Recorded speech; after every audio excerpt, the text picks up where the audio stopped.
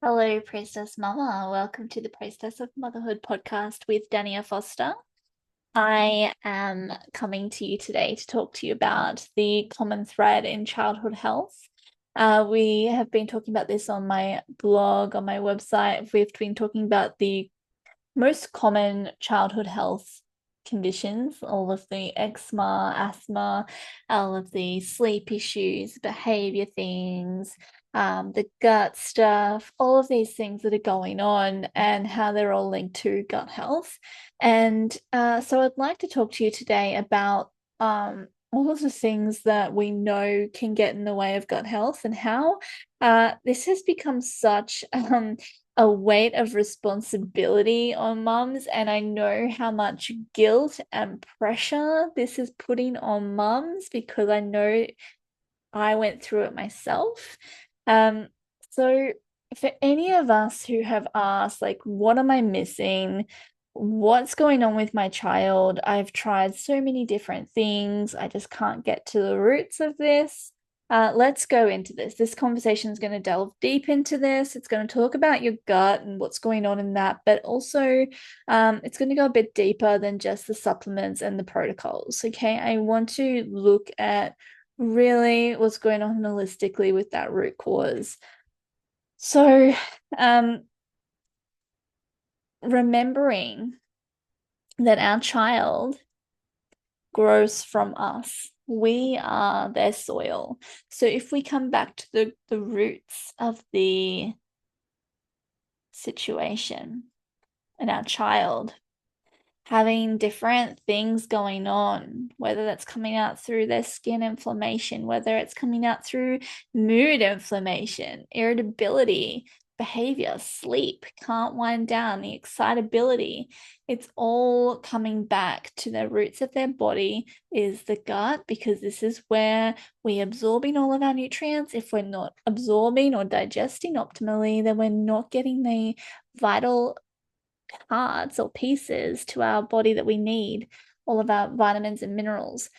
If we're not able to assimilate those nutrients through our right methylation cycles, our ability to detox properly, all of those things are going to impact on sleep, behavior, hormones, neurotransmitters. And a lot of our neurotransmitters and our hormones are made in that gut by an optimized ecosystem. So it's all linked, it's all really important. But the most important thing is, where does this child grow? What is the soil in which is nourishing this child? And it begins in the womb, it begins with the mother. So the mother's health, the microbiome of the womb is so important to that resilience of microbiome that is given to the child. So the mother's health is the child's original ecosystem.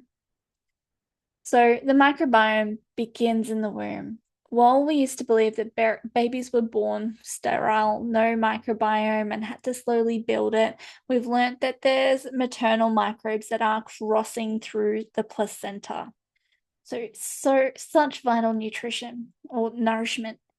The mother's gut and vaginal microbiome seed the child's immune and digestive system in the womb and through birth.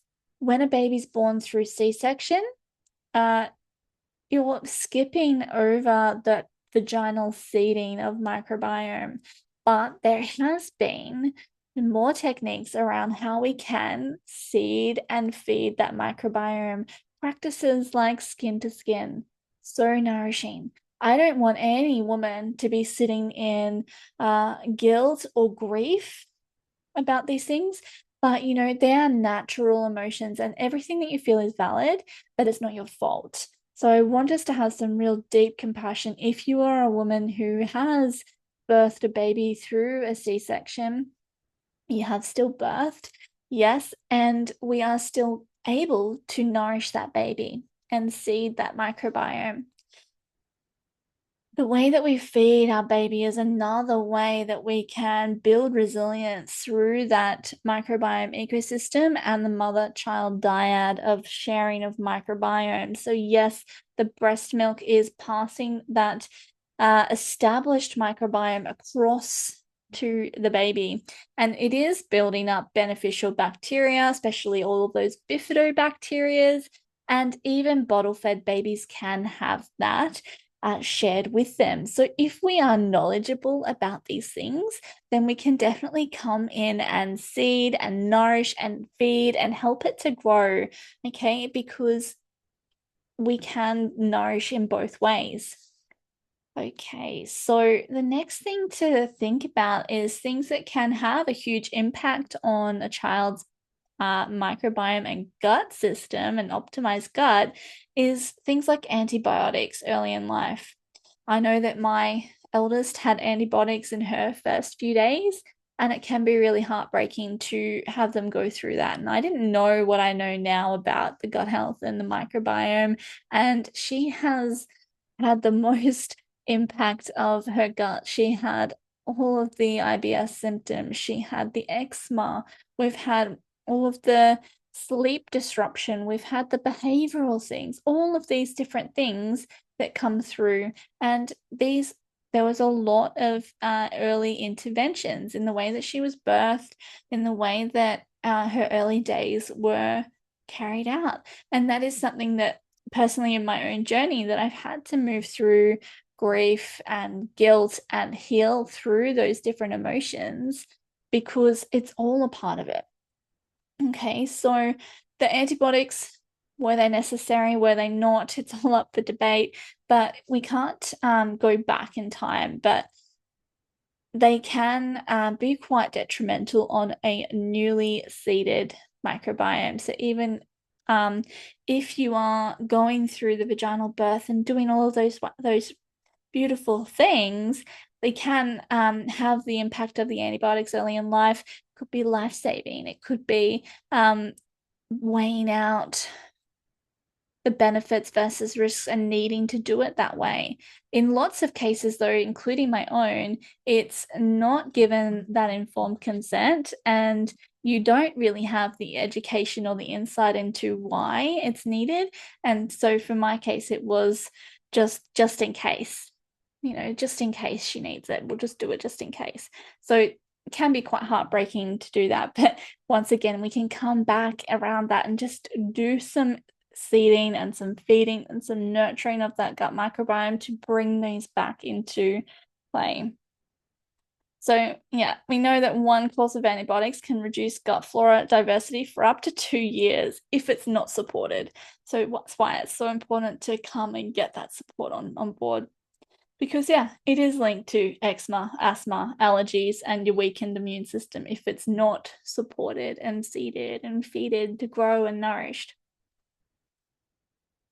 So we need to acknowledge how immune activation of things like vaccinations can affect the gut lining and the microbiome. Certain vaccines are going to stimulate systemic inflammation, and the gut is going to be collateral damage. That's just a fact. Once again, you do your own risk and benefits around that. I have my own views. You're welcome to ask me about them. Open a book. And the other thing that has a huge factor on the baby's gut is the mum's mental health during and after pregnancy. So studies have shown that maternal stress, anxiety, and postnatal depression can alter the infant's gut flora and their immune development. So it is so important that the mother is held throughout her pregnancy, in her early postpartum and beyond. Postpartum is any time after you've had a baby. Often we think that our postpartum is the first, the fourth trimester. What is it? The first 12 weeks after having a baby. And then, you're on your own. You've had your checkup with your doctor and they say you're good to go back to life. And some people go back to work this early, all of these things. But, your postpartum is any time in your life post having a baby. Let that sink in. So it is all linked and feeding into the soil that is your baby. You are the soil that is growing this baby, that is growing this child through your own health in your body, your nutrient stores and mineral stores, but also through your microbiome health, your breast milk, also through your mental health, your emotional stability. All of these things are the environment in which your child grows. Many neurodivergent kids are going to experience gut dysbiosis. So the neurodivergent brain has a neurodivergent body as well. And we need to consider that there is a lot more sensitivities going on within the gut. So things like heavy metals will impact our neurodivergent bodies with a lot more sensitivity. It means we get more flares coming up with symptoms or characteristics that are harder to manage. So things like dairy and gluten can trigger opioid-like responses within the gut-brain connection of sensitive kids. Really, really common in the neurodivergent body because there's different genes that turn on. So this is why we get that beige carb heavy diets, because our kids get this switch in their brain, even adults get this, that triggers that opioid-like addiction to things like dairy, to things like grains. And then you just crave those foods. And then the gut microbiome adapts to only wanting those foods. And then we end up with this beige diet where we only want cheese, milk, yogurt, bread, white bread, and maybe some chicken nuggets in there for some protein if we're lucky. But, been there, no judgment. We've got to slowly alter that gut microbiome to feel like it can handle more foods. And that's working within kids' emotional capacity to change, working within their sensitivities, working within their safe foods, and slowly expanding on that food in a really nourishing way to help them feel safe. When guts are inflamed, behavior is going to change because so many of our neurotransmitters are made in our gut, and inflammation impacts behavior. Meltdowns will increase, sleep and your focus will decline if your gut is not optimized. So it's not just about discipline or food refusal when it comes to fussy eating or pickiness or anything like that. It's often biochemical responses, and it's often rooted in the gut. And it's really your brain is going to tell you what your microbiome wants and what your gut bacteria is craving. So if we've got a gut bacteria that's craving white bread, then that's what you're going to have. But it's going to be really limiting your diversity of other species. They're going to be doing all the good work of making all of those really powerful brain neurotransmitters like all your serotonin and your GABA, serotonin for happiness and GABA for calmness, and your dopamine for your motivation and focus. So we need to be able to work on all elements here. So chronic stress, toxins, it is the invisible load for our kids. We're not just dealing with food and meds. Our kids are exposed to chemicals in a whole range of environmental soup.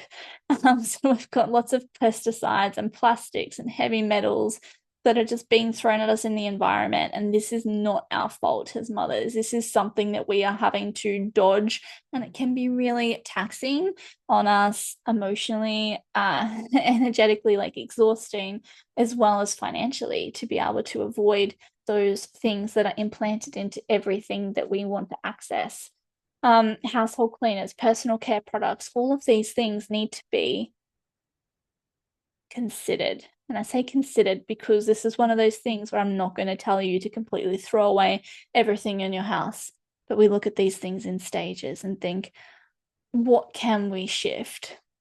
what's going to be the easiest thing to shift, and how can we do this in a way that's actually going to be supporting you to make your budget a bit easier. Say cleaning with water and vinegar, much more affordable. To replacing things like perfumes, replacing things like your plastic containers with glass containers could be a gradual shift. Looking at what we can do and just making small steps. So we want to really minimize the toxins that accumulate in the body. They accumulate in fatty tissues, including the brain, and we want to limit their impact on your family. So one of these toxins that is, I think, a bit overlooked in the child health segment and all of the natural health things is the toxins are emotional stress, family tensions, school pressures, overstimulation. All of that gets stored in the body. And then when the body is experiencing chronic stress or enhanced fight or flight, meaning that you cannot rest and digest, your gut's going to shut down. Digestion will either slow or eliminate quickly. This is where we get our fast transit, urgent diarrhea, those sort of situations. Inflammation's going to rise. We get a lot more problems with systemic inflammation. It comes out in behavior. It comes out in sleep disturbances, lots of different things. And it just becomes a vicious cycle that we need to get on top of and look at where in the system is that cog. Okay. In all of this, who has to do all of this? Who has to do all of the management of the food, of the checking of the products at the supermarket, of reviewing everything in your life, in your home, in your rhythm, in creating those family boundaries and managing the screen time and the overstimulation and all of these things. And the school stress and the list goes on, I tell you. But it's the mom, your mother. The mother is the one holding all of this, and she is the forgotten root to the child's health. So who's holding the mother?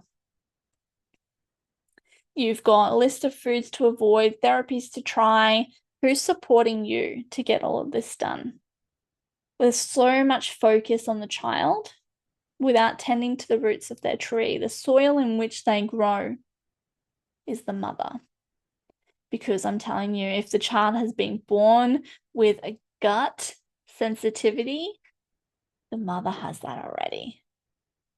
If the child has been born with neurodivergent brains and bodies and is struggling with sensitivities, why aren't we looking at the mother? Not for blame. Fuck no. Not for blame, but to say, do you need some support too? Because I can tell you that she's probably been holding it all together by a thread for years. And it's often in this peak of moving through to childhood that things get picked up, if they get picked up, if she's lucky. So they say that, oh, there's this explosion of diagnoses of things like ADHD and autism in women. Yeah, because in the stages of motherhood, in the stages of going through perimenopause or menopause, these are the where the chronic stress flares within women's lives. Also, like around that 18 years, maybe going through end of year 12 exams, moving into university or college or setting up their lives, another stress flare. These are all the peaks of diagnoses of these different things. And it's harder to mask and to hold everything together when you're holding so much. So yeah, that's a story for another day. But it's something to consider is who's holding the mum. This is the missing link in child health space, because the thing is that the mum is not going to be able to keep up with the food plans and the supplements and the therapies and the lists and the boundaries if she's not getting support. So if the mum's anxious, if she's inflamed, if she's burnt out, if she's overstimulated, if she's unsupported, how can we expect her to be that calm, grounded center that her child needs to thrive? So the mother is the ecosystem. The mother is the nourishment, her nervous system regulation, the intuition. She is the first stop for that child's medicine. She is their soil in which they grow. If we can support the mother nutritionally, emotionally, spiritually, then we can change that child's future. The food that is cooked, if it is done there to nourish the family as a whole, everybody is going to be thriving. This isn't about blame or feeling guilty. This is about having compassion, and this is about finding your power, taking that power back, claiming that worthiness to heal yourself, because we know that this is what shapes our children's health when we can make choices that are rooted in our own awareness, and we can start by tending to ourselves. So I invite you to reach out to me if this has spoken to you. Send me a message, send me an email, send me a message on Instagram, come and comment on my posts, share your story with me. Okay, because I am really passionate about supporting you in this space, because I can see that mothers are holding that space for our children to build the better world. And if we just keep pouring all of the attention into the child without nourishing the mother, it's going to break circuit. We are generational cycle breakers, and it starts by nourishing ourselves and our children together, nourishing families together. Okay, and we can thrive side by side. So take a moment. You might want to get your journal out and just take a note. What would you change if you gave yourself permission to prioritize your own healing? How would that change your family's dynamics? If you've enjoyed this podcast, I would love you to give me a good rating, or follow along, or let me know. Share this with a friend who needs to hear this. Lots of love to you. I'll talk to you real soon. Bye.